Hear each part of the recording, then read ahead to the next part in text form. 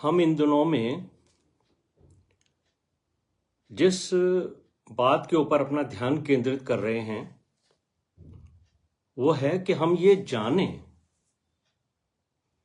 जो हमारा larger family group है जूम के ऊपर, जब हम आज परमेश्वर के वचन से सीख रहे हैं तो हम ये जानें कि क्या इस मसीही जीवन में हम चौड़े मार्ग पर चल रहे हैं या हम सकड़े मार्ग पर चल रहे हैं। क्योंकि कई बार कई विश्वासियों को चौड़े मार्ग पर चलते चलते ये एहसास होता है कि मैं ठीक हूं, मेरा जीवन सही है, मैं सकड़े मार्ग पर चल रहा हूं, लेकिन उन्हें पता नहीं होता कि कुछ ऐसे छुपी हुई बातें हैं उनके जीवन में जिस पर उनका ध्यान नहीं जाता है और उनको लगता है सब कुछ ठीक है, मैं परमेश्वर के वचन के अनुसार चल रहा हूं, लेकिन ऐसा नहीं होता है।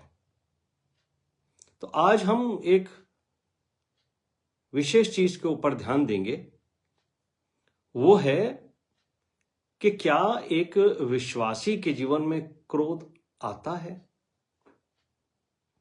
एक विश्वासी के जीवन में ये सवाल करिए अपने आप से, और मुझे और आपको इस सवाल के ऊपर अपना ध्यान केंद्रित करना है कि क्या एक विश्वासी के जीवन में क्रोध क्यों आता है। Why does anger come into a believer's life? एक विश्वासी के जीवन में क्रोध क्यों आता है।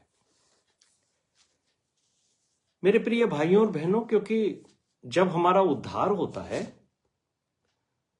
तो हमारे प्रभु यीशु मसीह के लहू से हमें पापों की क्षमा मिलती है और हम प्रभु यीशु मसीह को अपना उद्धारकर्ता करके ग्रहण करते हैं, तो परमेश्वर का पवित्र आत्मा हमें तुरंत मिलता है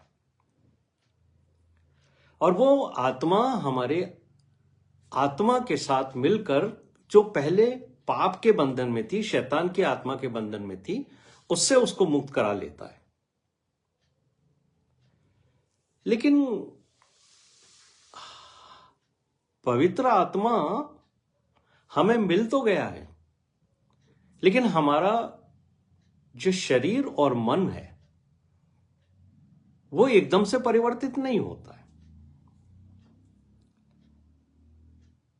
आपने टैबरनेकल के बारे में समझा है। जब आप ओल्ड टेस्टमेंट पढ़ते हैं तो इस्राएलियों के बीच में टैबरनेकल था और वो जो जहां परमेश्वर निवास करता था उसके 3 भाग थे। यानी जो आउटर कॉलम था उसका, वहां पर कोई भी आ जा सकता था, यहां तक कि वहां पर पशु भी आते जाते थे। तो सब तरह की गंदगी वहां रहती थी, पवित्र हो लोग हों, अपवित्र लोग हों, सब लोग आते थे। लेकिन उसके बाद एक पवित्र स्थान होता था जहां याजक ही जा सकता था। याजकों में से भी कुछ लोग जो थे वो पवित्र भी होते थे और अपवित्र भी होते थे।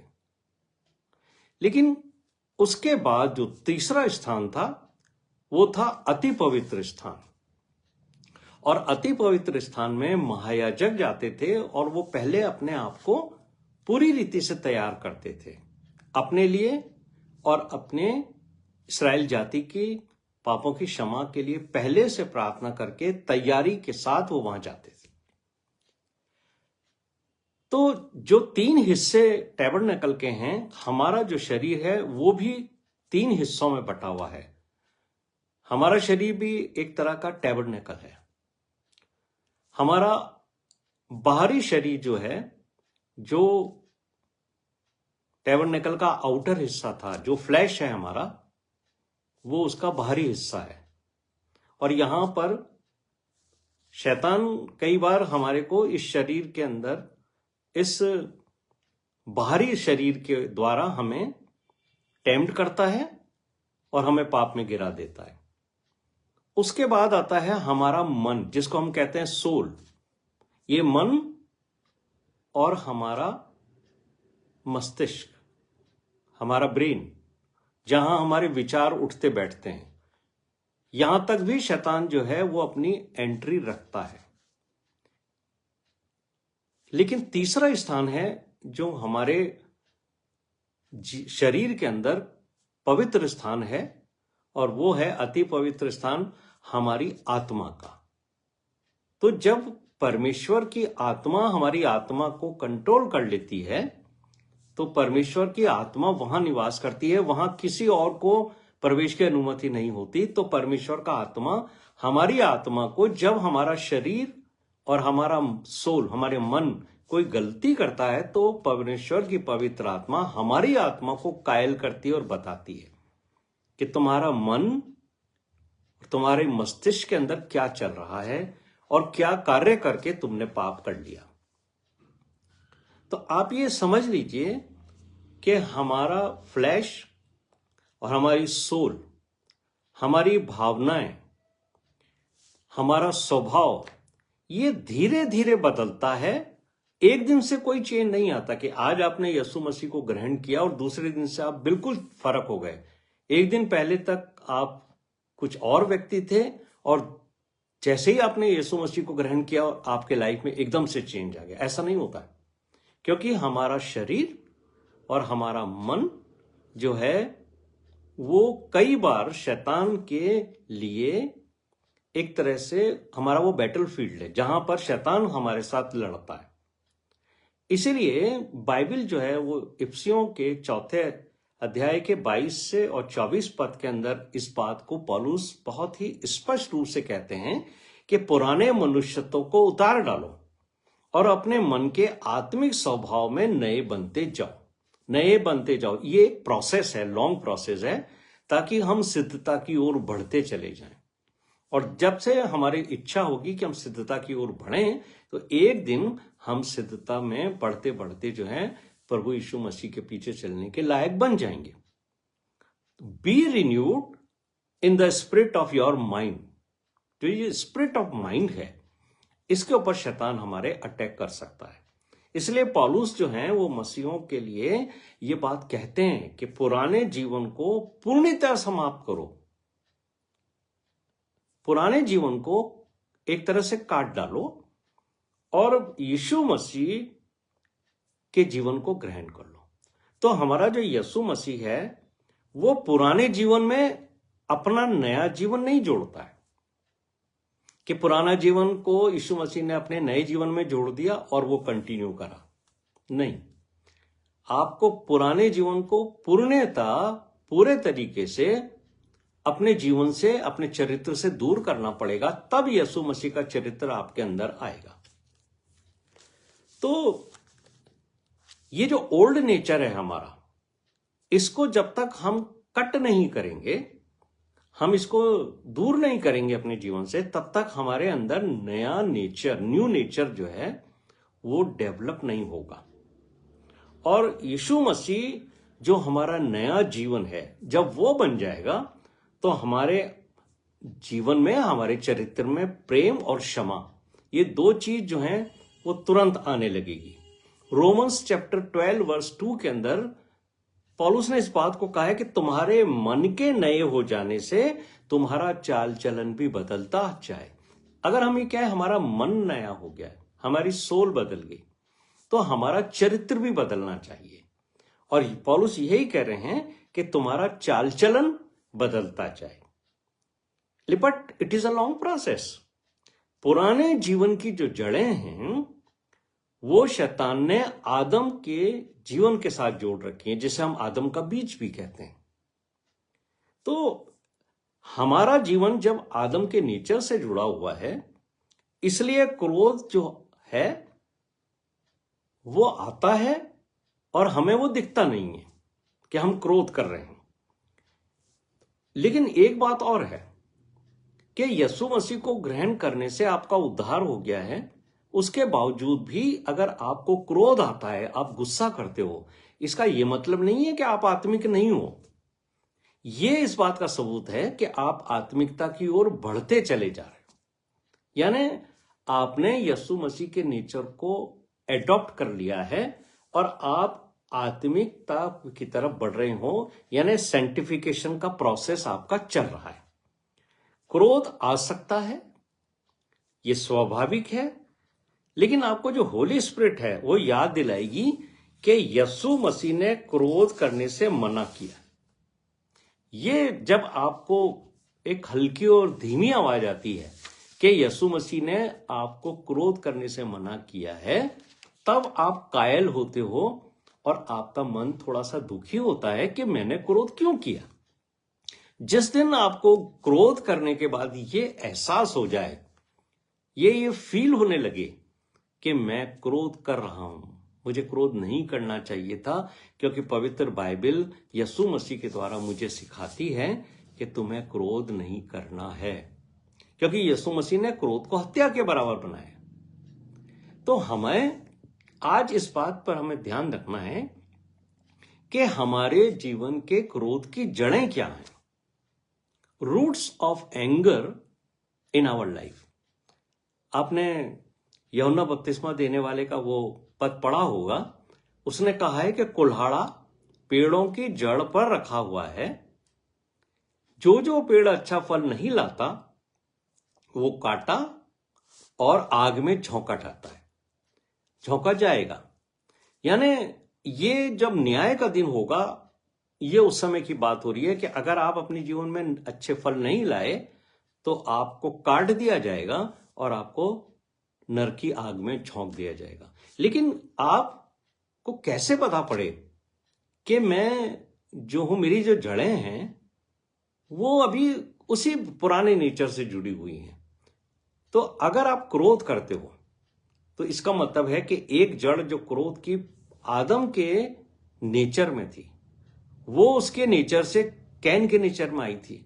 जो आदम के दो बेटे थे, हाबिल और कैन, तो हाबिल के नेचर में नहीं, लेकिन कैन के नेचर में आई थी वो। इसलिए कैन ने क्रोध किया था और फिर क्रोध उसने उसको हत्या के लिए मजबूर किया और वो हत्यारा बन गया। तो हमारे जीवन में ये जो क्रोध की जड़ है, मुझे और आपको स्वयं उसको काटनी है। परमेश्वर ने हमारे पाप क्षमा कर दिए, हमें पवित्र आत्मा दे दी है, लेकिन हमारा जो नेचर है, हमारा जो स्वभाव है, वो धीरे धीरे हमें परमेश्वर के पवित्र आत्मा के सहयोग से बदलना है। हम अपने नेचर को अपने आप नहीं बदल सकते, पर हमारा नेचर पवित्र आत्मा बदलेगी। तो जो roots of anger in our life है, उसके बारे में हमें सोचना चाहिए कि क्रोध कभी अचानक नहीं आता है, उसके पीछे कोई जड़ है, कोई कारण है। तो पहला कारण होता है जब हमें कोई हर्ट करता है, और जब हमें हर्ट होता है तो हमारी स्पिरिट को हर्ट नहीं होता है, हमारी सोल को स्पिरिट हो, हमारे मन को जो है वो हर्ट होता है। अंदर की जो चोट होती है जो कोई लगाता है, वो क्रोध बनकर निकलती है। इसलिए जिनका मन दुखी होता है वो जल्दी गुस्सा करते हैं। दूसरी बात है क्षमा न करना। अनफॉरगिवनेस जो है ये एक सैटेनिक स्पिरिट है कि जो लोग लोगों को क्षमा नहीं करने की इच्छा रखते हैं, वो 100% ये समझ लीजिए उनमें शैतान की आत्मा काम कर रही है। तो ये जो स्पिरिट है, अनफॉरगिवनेस की स्पिरिट, ये हमारे पुराने नेचर में पहले थी, और ये पुराने नेचर से ही हमारी आती है, और हमारी सोल को और हमारी फ्लैश के अंदर उसने पहले भी जगह बना रखी थी। और इसका कारण क्या है, क्यों ये क्षमा नहीं करने की जो स्पिरिट है हमें कंट्रोल करके रखती है? क्योंकि हमारे मन में कड़वाहट रहती है किसी व्यक्ति के लिए। हमारे पुराने अपमान जो होते हैं, किसी ने हमें अपमानित किया, वो हमारे मन के अंदर ठेस बन के रहते हैं। किसी ने हमें धोखा दिया, उसका घाव है हमारे मन में। तो ये जब जमा हो जाते हैं एक साथ, कड़वाहट हो गया, हमारी किसी ने इंसल्ट करी, किसी ने हमें धोखा दिया,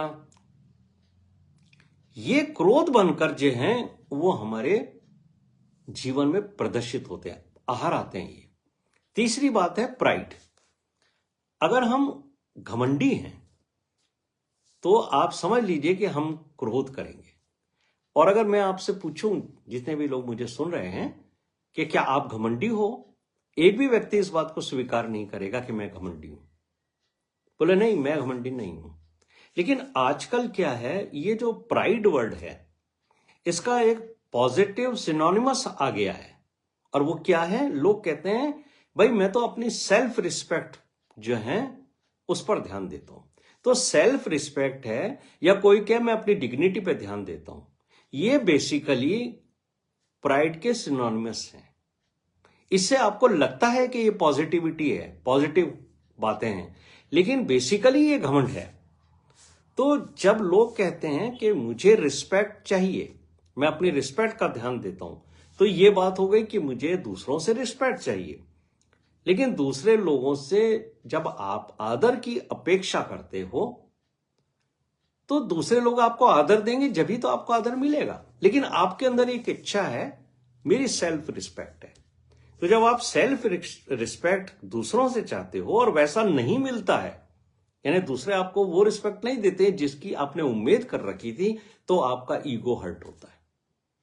और आपका जब ईगो हर्ट होता है, तो ये वास्तव में घमंड है, ये प्राइड है। और इफिसियों का 4 अध्याय उसके 22 और 24 जो हमने पढ़ा, उसके 22वें पद के अंदर जो बात एम्प्लीफाइड बाइबल के अंदर लिखी हुई है, वहां पौलुस बहुत ही अच्छे से पॉल ये कहते हैं, regarding your previous way of life, तुम्हारे पुराने जीवन की बात कर रहा हूं मैं। You put up your old self which is being corrupted through deceitful Dzire.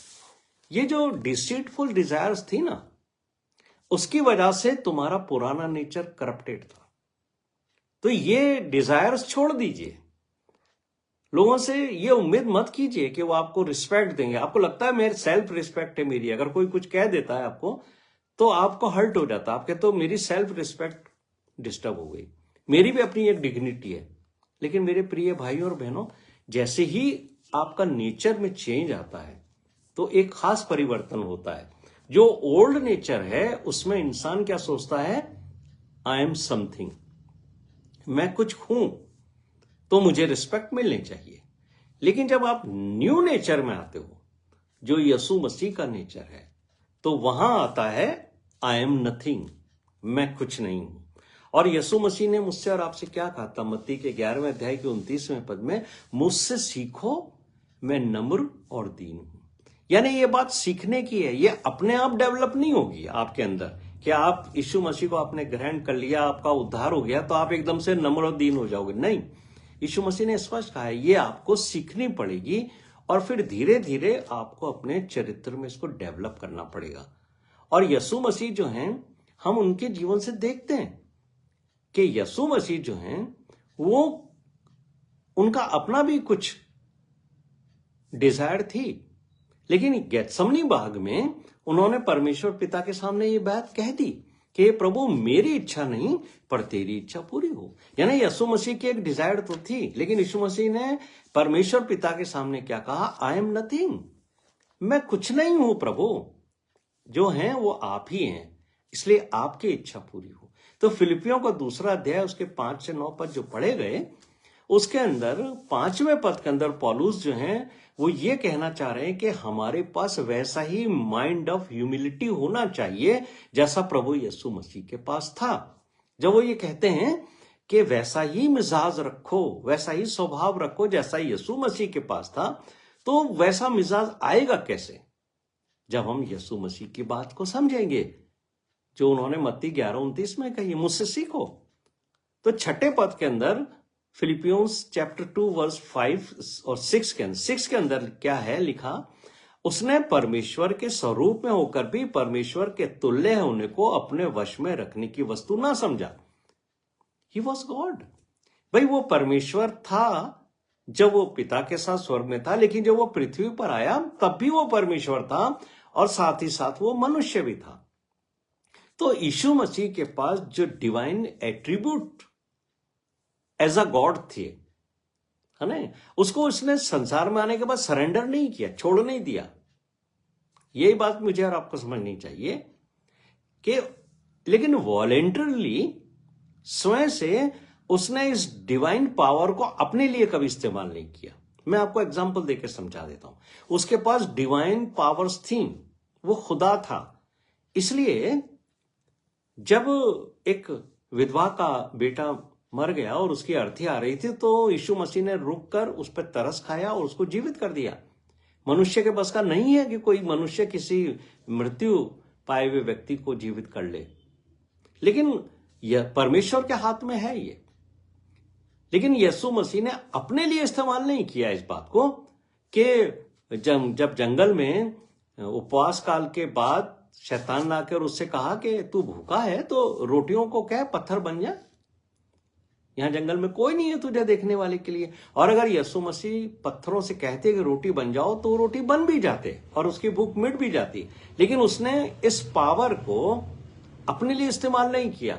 लेकिन हां, जब परमेश्वर का वचन सुनने के लिए भीड़ इकट्ठी हो गई तो 5,000 लोगों को उसने 5 रोटी से खिला दिया। ये उसके पास खुदा की पावर है। ये खुदा ही कर सकता है कि 5 रोटी से 5,000 लोगों को खिला दे। ये खुदा की ही पावर है कि लाल समुद्र को 2 हिस्सों में कर दे और इस्राएली बाहर निकल जाए।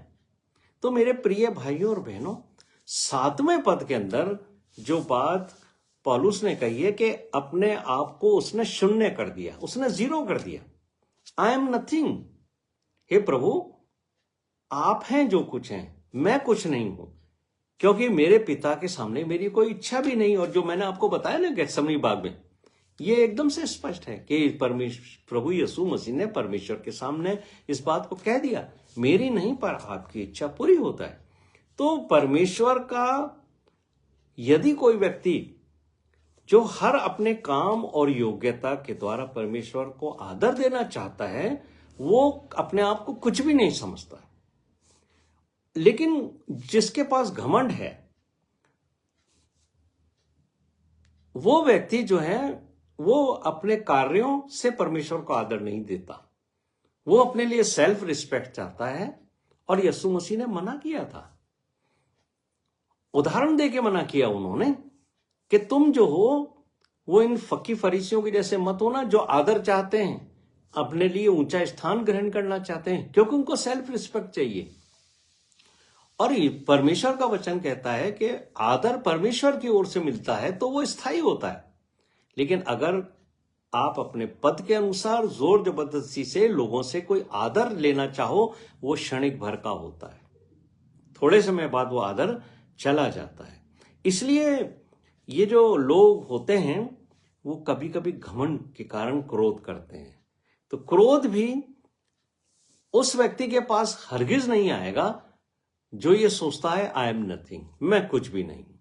इसलिए जो बात मैंने कही थी कि जो सेल्फ रिस्पेक्ट वर्ड है, जो लोग चाहते हैं, ये लोग वास्तव में घमंडी होते हैं, प्राइड होती है उनके अंदर। और चौथी बात जो है वो है फियर, डर। डर किस बात का होता है लोगों को? रिजेक्शन का, कि लोग हमें अस्वीकार न कर लें। तो ये जो रिजेक्शन का डर है वो अंदर क्रोध को पैदा करता है। दूसरा, लोग कंट्रोल करना चाहते हैं। देखा आपने, बहुत सारे लोगों की ऐसी डिजायर होती है, ऐसी ख्वाहिश होती है कि वो लोगों को अपने कंट्रोल में रखना चाहते हैं। वो चाहते हैं कि जैसा मैं कहूं वैसा स्वीकार किया जाए, जैसा मैं कहूं वैसे चलो, चाहे वो मंडली के अंदर हो, चाहे वो घर में हो अपने, चाहे वो सोसाइटी में हो, समाज में हो। कुछ लोगों के अंदर शैतान की कंट्रोल करने वाली स्पिरिट होती है फ्लैश के अंदर। आपने यीशु मसीह को तो ग्रहण कर लिया, लेकिन उसके बावजूद भी आपका फ्लैश, आपका मन चाहता है कि आप लोगों को कंट्रोल करो, क्योंकि आप डरते हो कि लोगों पे से अगर मेरा कंट्रोल हट गया तो मेरी रिस्पेक्ट खत्म हो जाएगी। और अक्सर हम देखते हैं कि कंपनीज के अंदर जो सुपरवाइजर्स होते हैं, सीईओ होते हैं, बॉस लोग होते हैं, वो हमेशा क्रोध में भरे रहते हैं और लोगों को डांटते रहते हैं। वो डांटते हैं लोगों को, वो सिर्फ गुस्सा करके ये बताना चाहते हैं कि आई एम सुपीरियर, कंट्रोल में रखना चाहते हैं। तीसरी बात है असफलता का डर। अक्सर क्रोध की वजह बनता है असफलता का डर। जब लोग सोचते हैं कि मैं अपने लाइफ में असफल हो रहा हूं, उसकी वजह से भी लोगों के अंदर क्रोध आता है। तो असफलता एक अविश्वासी के जीवन में भी आ सकती है और एक विश्वासी के जीवन में भी आ सकती है। दूसरा तीमुथियुस उसके पहले अध्याय के 7वें पद में पौलुस ने यह बात स्पष्ट तौर से करी है कि परमेश्वर ने हमें भय की आत्मा नहीं दी है। परमेश्वर ने हमें भय की आत्मा नहीं दी है, परंतु सामर्थ, प्रेम और संयम की आत्मा दी है। तो सामर्थ, प्रेम और संयम किसको मिलेगा? जिसके पास होली स्पिरिट होगी। इसीलिए प्रेरितों के पहले अध्याय के 8वें पद में यह बात स्पष्ट तौर से लिखी गई है कि जब तुम पर पवित्र आत्मा आएगा तो तुम सामर्थ पाओगे। यानी आपके पास पवित्र आत्मा है तो आपको यह गुण मिलेगा जो भय की आत्मा से बाहर होगा, यानी सामर्थ आपको मिलेगा। दूसरा, प्रेम। खुदा मोहब्बत है। पहला यूहन्ना 4 अध्याय उसके 8वें पद के अंदर यह बात लिखी है कि परमेश्वर प्रेम है। तो अगर आपके अंदर प्रेम है तो आपको भय की जरूरत नहीं। आपको भय नहीं तो आपको क्रोध भी नहीं आएगा। और तीसरी बात जो है वो संयम की है। जो बात उन्होंने कही है कि परमेश्वर ने हमें भय की नहीं पर सामर्थ, प्रेम और संयम की आत्मा दी। तो जो संयम है उसके बारे में जब आपके नेचर में आता है संयम, उसके लिए परमेश्वर का वचन 2 पतरस 3 अध्याय उसके 9वें पद में कहता है कि परमेश्वर तुम्हारे विषय में धीरज धरता है। तो ये जो एट्रीब्यूट है, ये जो गुण है, ये परमेश्वर का गुण है, धीरज। क्यों? क्योंकि वो नहीं चाहता कि कोई नष्ट हो। तो जब आपके जीवन में धीरज आएगा तो समझो आपके अंदर पवित्र आत्मा ने काम किया, तो आपके अंदर गुस्सा नहीं आएगा। अगर आपके अंदर सामर्थ होगी, आपको कोई घबराने की जरूरत नहीं है, आपको क्रोध नहीं आएगा। लेकिन यदि आपके अंदर प्रेम है तो आपको क्रोध नहीं आएगा। आपके अंदर धीरज है तो आपके क्रोध नहीं आएगा। और एक विश्वासी व्यक्ति जिसके जीवन में पवित्र आत्मा ने निवास कर लिया है, उसमें ये तीनों चीजें अपने आप आएंगी और ये धीरे धीरे बढ़ेंगी, एकदम नहीं बढ़ेंगी। 5वां जो बात है, क्यों क्रोध आता है एक विश्वासी को? जब वो झुंझलाता है, जब वो उसके लाइफ में फ्रस्ट्रेशन आता है, जब वो निराश होने लगता है। तो जब हमारी अपेक्षाएं पूरी नहीं होती हैं तो मन में निराशा आती है, जमा हो जाती है मन में। हम कई बार कई चीजों में फेल हो जाते हैं। हमें जब हम कोई काम करना चाहते हैं और वो काम कंप्लीट नहीं होता है, ये जो बात हम करना चाहते हैं वो पूरी नहीं होती है, तो हमारे अंदर झुंझलाहट पैदा होती है, फ्रस्ट्रेशन जिसको कहते हैं। ये फ्रस्ट्रेशन हमारे मन में निराशा को पैदा करता है और निराशा हमारे मन के अंदर, हमारे जीवन के अंदर, हमारे चरित्र के अंदर क्रोध को पैदा करती है। ये बात आप समझ लीजिए कि अगर आप फ्रस्ट्रेटेड हो तो ये गुस्से में तब्दील होकर के आपके जीवन में आ जाएगी। छठी बात है इनसिक्योरिटी, असुरक्षित की भावना, जिसकी वजह से भी क्रोध व्यक्ति के अंदर आता है। जो व्यक्ति अंदर से कमजोर होता है या अपने आप को असुरक्षित महसूस करता है, वो बाहर से उसके जीवन में आपको क्रोध दिखाई देगा। 7वीं बात है स्ट्रेस और प्रेशर। अगर आपका जीवन में तनाव है और दबाव है, ये एक स्वाभाविक है। हर व्यक्ति के जीवन में तनाव आता है, हर व्यक्ति के जीवन में दबाव भी आता है। क्योंकि जब आप जॉब में जाते हो, काम करते हो, आपके बॉस लोग कई बार आपको ओवरबर्डन कर देते हैं, आपसे बहुत काम लिया जाता है, तो आप तनाव में आ जाते हैं और आपको वो दबाते हैं कि नहीं ये काम आपको पूरा करना है, ये टारगेट आपको पूरे करने हैं। तो आपके अंदर एक क्रोध पैदा होता है और वो क्रोध आके कहां पर जाहिर करते हो आप? जब एक व्यक्ति को, एक पुरुष को या एक महिला को तनाव से और दबाव से गुजरना पड़ता है, तो वो घर आकर पति क्रोध में भरकर अपनी पत्नी के साथ व्यवहार करता है। उसको पता नहीं है कि पति क्यों क्रोध कर रहा है। उसका कारण है कि आप प्रेशर में हो, आप स्ट्रेस में हो। यही चीज जो है वो फीमेल्स के साथ भी होती है, दोनों के साथ होता है। लेकिन अगर आपके पास पवित्र आत्मा है, आपके नेचर में चेंज आता जा रहा है, तो आप हर परिस्थिति में आप तनाव मुक्त रहोगे। कैसे भी दबाव हो, कितना भी काम हो, टारगेट हो, आप एक्स्ट्रा रुक करके, एक्स्ट्रा काम करके उस प्रेशर को झेल लोगे। तो रोजमर्रा की जिम्मेदारियों में परिवार का काम होता है, आर्थिक दबाव होता है, मन उसकी वजह से भारी हो जाता है। ये हमें गुस्से की ओर लेके जाता है। इसलिए मत्ती के 11वें अध्याय के 28वें पद में यीशु मसीह ने कहा था हे सब परिश्रम करने वाले और बोझ से दबे लोगों मेरे पास आओ। तो जब कभी आपके पास प्रेशर होता है, आप स्ट्रेस फील करते हो, आपको यीशु मसीह ने इनवाइट किया है, आओ मेरे पास, क्या प्रॉब्लम है तुम्हारी, क्या दबाव है, और मुझसे प्रार्थना करो, मैं वो सब प्रॉब्लम्स तुम्हारे जीवन से दूर कर दूंगा, ताकि तुम क्रोध तक पहुंचो ही नहीं, क्रोध तुम करो ही नहीं। लेकिन आप क्या करते हो, अगर आप एक विश्वासी हो, उसके बावजूद भी आप प्रभु यीशु मसीह के वचनों के अनुसार उसके पास नहीं जाते हो, तो याद रखिए कि आप जो हो वो फिर क्रोध करने लगते हो, आपको गुस्सा आता है, वो जो स्ट्रेस और वो जो प्रेशर था वो आप कहीं ना कहीं निकालते हो, और उसका सबसे जो मुख्य स्थान होता है वो हमारा घर होता है, हमारा लाइफ पार्टनर होता है और हमारे बच्चे होते हैं। 8वां जो बिंदु है वो ये है पुराना स्वभाव, हमारा ओल्ड नेचर जो हमारे फ्लैश के अंदर है। शारीरिक स्वभाव क्रोध को पैदा करता है। जो हमारा पुराना नेचर था, जिसके बारे में गलेशियंस गलातियों की पुस्तक 5वां अध्याय उसके 20वें पद में लिखा है कि शरीर के काम है, शरीर के काम में क्रोध भी है। और बड़ी बात है ये कि अगर आप क्रोध करते हो तो जान लीजिए कि आप चौड़े मार्ग पर चल रहे हो, आप परमेश्वर के पीछे, यीशु मसीह के पीछे नहीं चल रहे हो। आप अपने आप को जांचिए कि क्या मैं क्रोध करता हूं। और 9वीं बात है आत्म संयम की कमी, लैक ऑफ सेल्फ कंट्रोल। अगर हम अपने आप को कंट्रोल नहीं कर पाते, और आत्म संयम क्या है, ये तो पवित्र आत्मा का फल है। यदि हम संयम नहीं है यदि हमारे जीवन में, तो क्रोध हम पर हावी हो जाएगा। और यदि हमें पवित्र आत्मा है तो वह हमें संयम रखने के लिए उत्साहित करेगी। तो पवित्र आत्मा मिलने के बाद भी क्यों लोग जो हैं वो पाप में गिर जाते हैं, क्यों क्रोध कर लेते हैं, क्योंकि वो संयम नहीं रख पाते।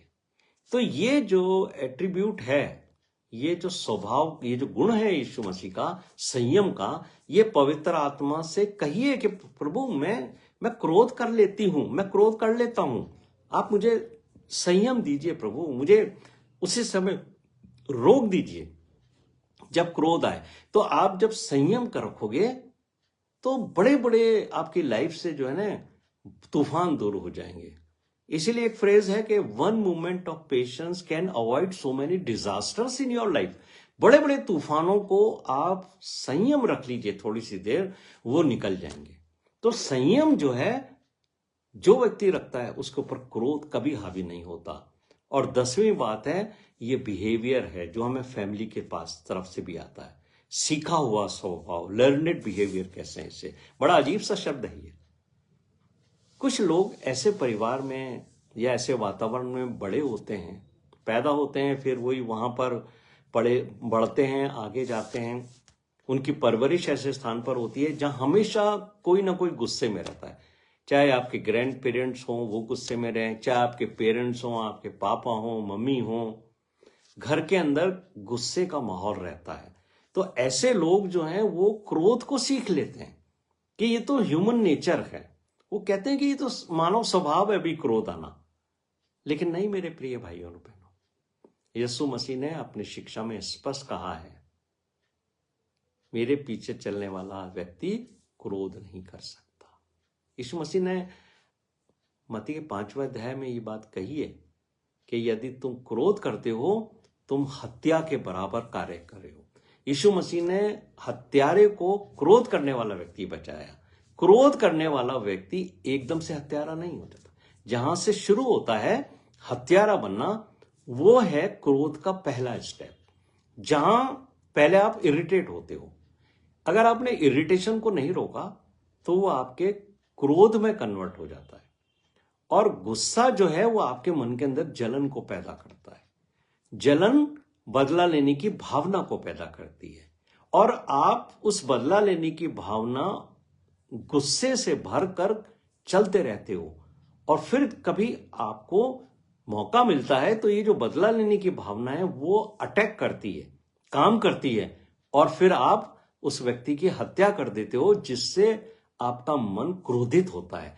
यही तो कैन ने हाबिल के साथ किया था कि वो उसके चढ़ावे से पहले से वो उससे नाराज था, चिढ़ता था, उसके मन में इरिटेशन था, और इरिटेशन की वजह से उसके मन में क्रोध ने जन्म ले चुका था। और परमेश्वर पिता ने, यहोवा परमेश्वर ने उसको समझाया भी था कि तू भले काम करेगा तो तेरी भेंट क्यों नहीं ग्रहण करेगी। लेकिन गुस्से में, जलन में वो चलते चलते इतना वो हो गया कि उसको जब मौका मिला उसने अपने भाई की हत्या कर दी। तो यीशु मसीह क्रोध को हत्या के बराबर कहते हैं। इसलिए यीशु मसीह ने कहा है कि यदि तुम मेरे पीछे चलोगे तो मैं तुम्हारे नेचर से ये जो क्रोध है ना वो हमेशा के लिए निकाल दूंगा। तो मेरे प्रिय भाइयों और बहनों, जब आप ये कहते हो कि मैं एक विश्वासी हूं और उसके बाद क्रोध करते हो, तो याद रखिए यीशु मसीह ने कहा था क्रोध हत्या के बराबर है। तो जब आप क्रोध करो तो आप यीशु मसीह की ये बात को हमेशा याद रखना कि प्रभु यीशु मसीह आपके क्रोध को इसलिए रोकना चाहता है कि कहीं आप हत्यारे ना बन जाओ। मेरे प्रिय भाइयों और बहनों, प्रभु यीशु मसीह के चरित्र में क्रोध नहीं था। तो जब मैं और आप कहते हैं कि हम विश्वासी हैं और उसके पीछे चलते हैं, तो हमारे जीवन में क्रोध आ कैसे सकता है?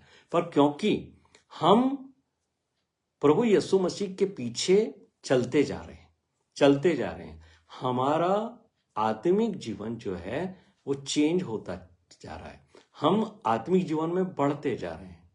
हमारा जो स्पिरिचुअल लाइफ है उसमें बदलाव आता जा रहा है। हमें यह देखना है कि पुराने नेचर में जो चीजें थी जो यीशु मसीह के नेचर में नहीं है, मुझे उन सब बातों को खुद काटना है।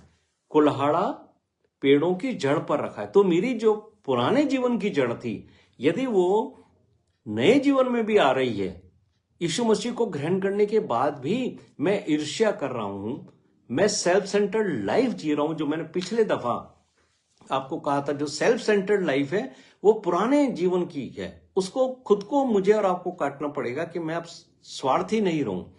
तो मैं क्रोध करता हूं तो उसको मुझे खुद अपने जीवन से क्रोध को काटना पड़ेगा, दूर करना पड़ेगा, ये समझते हुए कि ये बात प्रभु यीशु मसीह ने मना की है।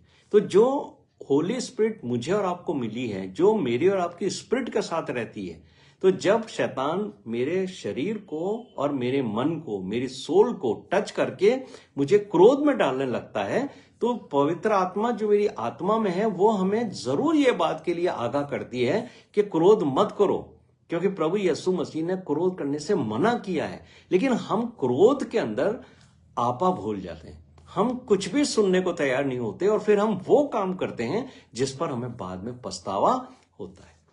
मेरे प्रिय भाइयों और बहनों, इसलिए जो आज मैंने और आपने सब्जेक्ट लिया कि एक विश्वासी के जीवन में क्रोध क्यों आता है, उसके कुछ कारण मैंने आपको बताए।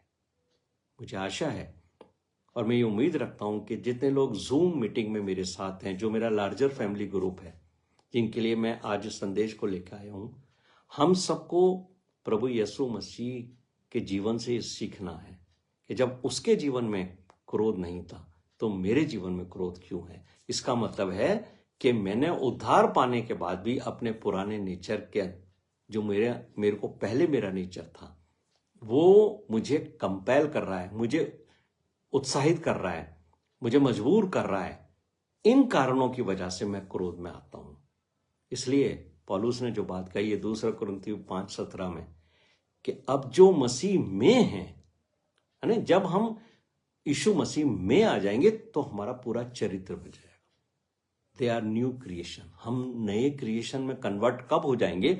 जब ये जो बातें हैं जो पुराने नेचर में थी, हम उसको खुद काटेंगे अपने हाथ से। उन जड़ों को, उन रूट्स को हमें काटना है, और ये सिर्फ परमेश्वर की पवित्र आत्मा की सहायता से हम करेंगे।